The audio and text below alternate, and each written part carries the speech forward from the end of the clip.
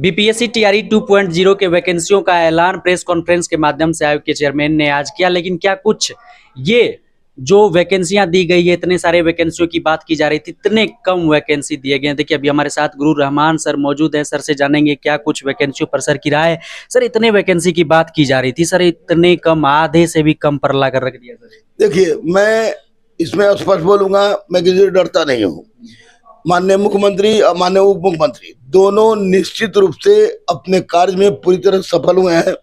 उन लोगों ने जो कहा वो किया, लेकिन उनके अधिकारी निश्चित रूप से निकम्मे हैं, निकम्मे हैं, निकम्मे हैं। ये कहे मैं कहूँगा तो कोई अतिशयोक्ति नहीं होगा। आपने 32,000 बोला, 16,000 दिया है। आपने पीआरटी में बीएड वाले को छांट दिया, उसके बाद वो लड़के भी देश में शामिल होंगे और उसके बाद नए लड़के शामिल होंगे। तो निश्चित रूप से यह अधिकारियों की गलती है और इन अधिकारियों पर लगाम लगाना हमारे माननीय मुख्यमंत्री और उप मुख्यमंत्री के लिए बहुत आवश्यक हो गया है। और मुझे 8 तारीख को तेजस्वी जी के द्वारा सम्मान मिल रहा है। मैं तेजस्वी से बोलूंगा कि सर, ये आपके अधिकारी ये सारे गुड़ को गोबर कर रहे हैं, क्योंकि निश्चित रूप से आप लोगों ने एक अद्भुत इतिहास रचा है। 1,22,000 लोगों को नियुक्ति पत्र देना एक अपने आप में अद्भुत चीज है, लेकिन उसमें बाहरी लोगों को, जो कि पूरे हिंदुस्तान में 1 to 5 में डोमिसाइल नीति लागू है, यहाँ क्यों नहीं लागू है? डीबी में जबरदस्त करप्शन हुआ है, कंप्यूटर साइंस में जबरदस्त करप्शन हुआ है, उसकी जांच किया नहीं गया। आपने कहा 32,000, आप दे रहे हैं 16,000। ये किसी भी दृष्टिकोण से उचित नहीं है। मैं इसका कंडेम करता हूं और अहिंसात्मक रूप से अगर छात्रों के लिए मर जाना होगा तो मैं मरने के लिए तैयार हूं, लेकिन इन बात पे मैं सहमत नहीं हूं। ये 16,000 को बढ़ा है, क्योंकि ये बिहार के गरीब बच्चों के साथ बहुत बड़ा अन्याय हो रहा है। इंसाफ होना चाहिए। बोल रहे हैं कि तेजस्वी जी और नीतीश जी बहुत अच्छा कर रहे हैं, उसके अधिकारी सही नहीं कर रहे हैं। लेकिन सर आप दूसरी तरफ कह रहे हैं कि बाहर के छात्रों को मौका दिया जा रहा है, तो कहीं ना कहीं सर हाई कमांड से तो हो रहा है ये चीज। नहीं, हाई कमान का काम केवल शिक्षा देखना नहीं है। हाई कमान पूरे बिहार को देख रहे हैं।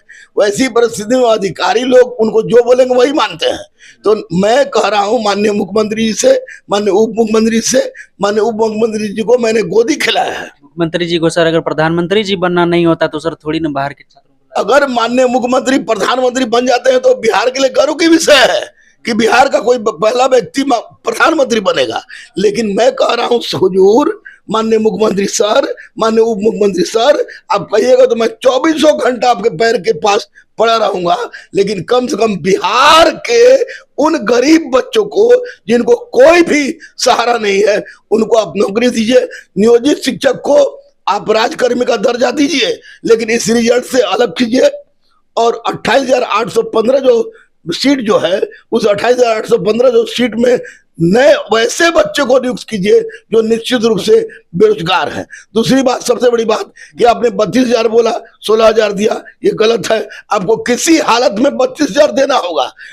हम हिंसा का विरोध करते हैं। आप तो सर बहुत लव यू अतुल भैया, लव यू अतुल भैया बोल लव यू अतुल भैया, लव यू अतुल भैया बोल रहे थे कि अतुल भैया ईमानदारी कर रहे थे, लेकिन इसमें उन्होंने गलत किया है। 32,000 बोले, जितना आदेश है उसको तुरंत तय करेंगे सर। किसका आदेश है?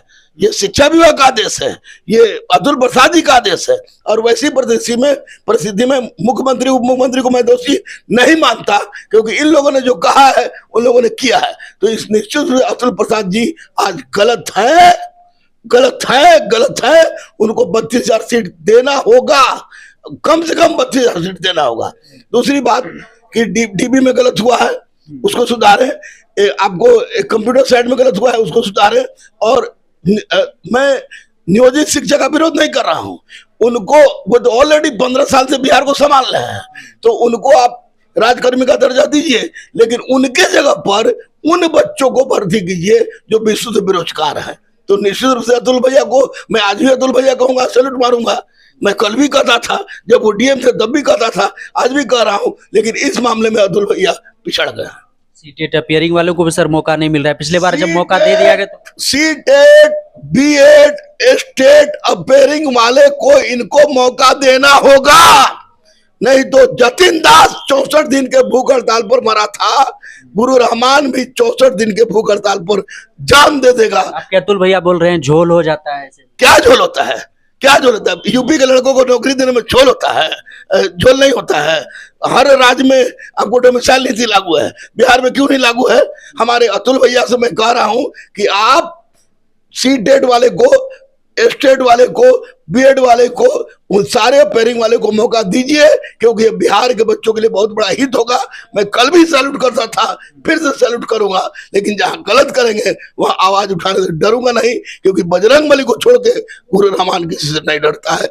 बुलडोजर चलवा दीजिए, गोली मरवा दीजिए, मैं अहिंसात्मक रूप से जान दे दूंगा, लेकिन बच्चों के साथ था, हूं और रहूंगा। लेकिन सर पहले फेज की वैकेंसी में सप्लीमेंट्री रिजल्ट की बात की जाती है, सप्लीमेंट्री रिजल्ट आएगा, नहीं आएगा तो मैं अभी टाइफाइड से ग्रसित हूं, मेरी स्थिति ठीक नहीं है।